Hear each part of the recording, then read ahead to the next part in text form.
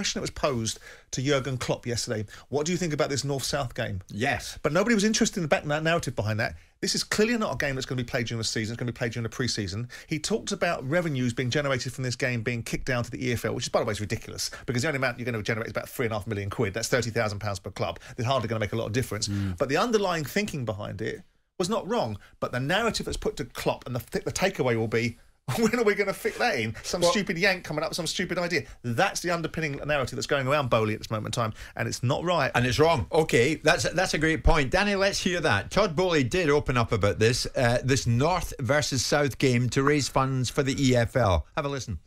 I hope that the Premier League takes a little bit of a lesson from American sports and really starts to figure out, why wouldn't we do a tournament, with the bottom 4 teams. Why isn't there an all-star game? I mean, people are talking about more money for the pyramid. MLB did their all-star game in LA this year. We made $200 million from, a Monday and a Tuesday. So, I think you could do a North versus South, all-star game for Premier League and fund whatever the pyramid needed very easily. So what he's suggesting there is this yearly all-star game, North versus South. This was Jurgen Klopp's reaction to that. When he finds a date for that, he can call me. When he wants to call us, he forgets that in the big sports in America, these players have 4-month breaks. So they're quite happy that they can do a little bit of sport in these breaks. It's completely different in football. Does he want to bring Harlem Globetrotters as well and let them play against a football team? I'm surprised by the question, so please don't judge my answers too much. But maybe you can explain it to me at one point and find a proper date. And then, not sure people want to see that, but imagine that. United players, Liverpool players, Everton players, all together in one team. It's not the national team. It's just a Northwest and Northeast together. North-South. Yeah, okay, North against South, it means Northeast. And Newcastle. Well, interesting game. And all the London guys together. Arsenal, Tottenham, great. Did you really say it? Interesting. I mean, it was kind of sprung on Jurgen, to be fair to Jurgen Klopp. And to be fair to Klopp, again, he gave an answer. He could have said, I don't know anything about this, so I'm not going to make a comment on it. He did. To be fair to Klopp, he did. Is it workable, Danny? Is it doable? No, but not in the season. I think there's a couple of things. I think well done on Boehly. I like Boehly being honest, sitting down, talking, so you get to know him and insight into the man. I like anyone that's got new ideas. I mean, if you don't listen to new ideas, we'd never evolve or move forward with anything. Not every idea is a good one, but at least he's thinking outside the box and with good intent. I don't think it would work. I think it's a bit pointless, and especially now Simon's quickly given an overview of the financial so-called benefits from it. If they were huge, then maybe look at it differently. It would become even less valuable pre-season because players just play protecting themselves. It's friendly. It's glorified friendly. And actually, why doesn't it replace the Community Shield? Because they're specifically used for the clubs to prepare their players, and they wouldn't want to. It's a training match, the Community Shield. Yeah, but there's still something at stake. So why not bin it and do this? And because it's got tradition and it's got Manchester United, Manchester City, and Liverpool players with Newcastle up against the London clubs. I'll get to that. that. I'd watch that. Well, I'll tell you from a player. In my infancy as a player, there was always talk, and this is when we didn't have this, the influx of foreign players, when there was a lot more British players in the game.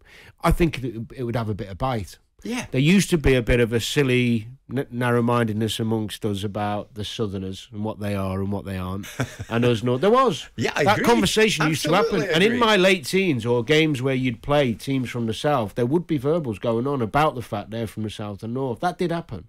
And I think even at England level, there was always a little feeling that the Southerners had a bit more arrogance, and wrongly, but that was the view. I think we've lost that now. Football's evolved into a multicultural game. This North-South divide, I mean, ultimately what you're talking about is the North team might have 2 English players in it. It's not a North-South thing, is it? It's just an all-star game, really. So I think it's a nonsensical one. I don't think it'll go anywhere, but I do like the fact he's thinking outside the box and putting it out there with good intent. They're not dangerous ideas. Well, some of them are. because don't laud and applaud Americans owning UK businesses over here, because they have a certain way of looking at things, certainly in their sports. They're not interested in relegation in the slightest. I imagine that there's 4 other teams that are fighting to stay in the Premier League will not be overly amused to hear Todd Boehly rocking up with his latest version of how the Premier League should work, to be able to tell us that we should have a knockout tournament for 4 sides at the end of the season to see who gets the 3rd spot of relegation. Yeah, but we're not hearing from other Premier League owners today with ideas. But who the hell would want that? But we're not hearing from anybody else with ideas. But what ideas do At we least need? Boehly's got a few. Hang on. So we're talking about the most successful domestic league in world football. That's next evolution is to own its own rights.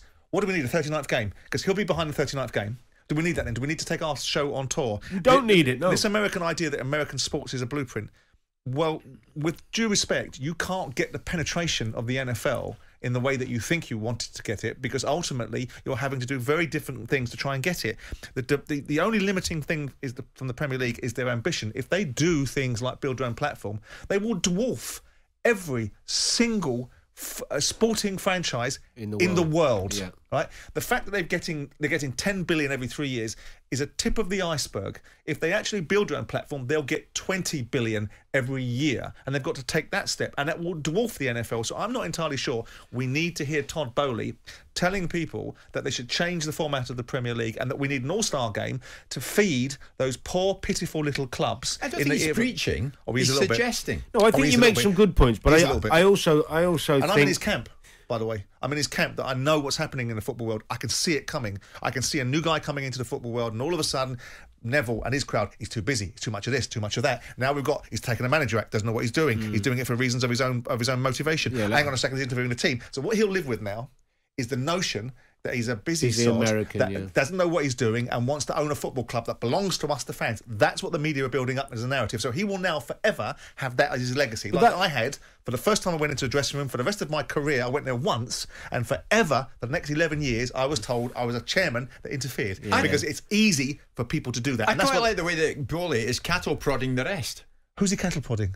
The rest. That's not cattle prodding. I just said to you a moment ago, Simon, tell me another idea today from a Premier League owner. We haven't had one. I think anybody who's at the table from the Premier League who is thinking outside the box, they can take what bits they want or not. They were thinking outside the box. The European Super League, but no one liked that box. No, but that's fine, Simon. Right? But if those ideas don't get put out there, is my only point, then you never get a conversation. Exactly. The Premier League, as you well know, is 20 clubs who all have to. What is it? 14 or 16 have to vote to get anything. 14 to get 14, right? Yeah.